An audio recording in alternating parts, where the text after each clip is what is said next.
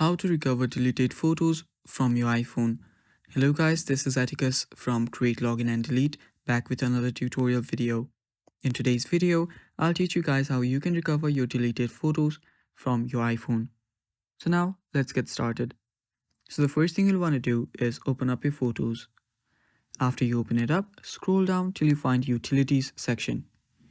So under Utilities section, you will see Recently Deleted option. If you don't find it, just scroll and you will find it. So if you find Recently Deleted, tap on it and it's locked with your Face ID or your passcode. So just use your Face ID or your passcode. After you do so, you will get the option to, just recover your deleted videos and photos. So just select the deleted videos or photos, and after you do so, just recover it. So here is the recover option. Tap on recover video, or it can also work for photo, and you'll have recovered your deleted photo from your iPhone. So it's that simple guys, and that is basically all for the video too. Thanks for watching. Stay tuned.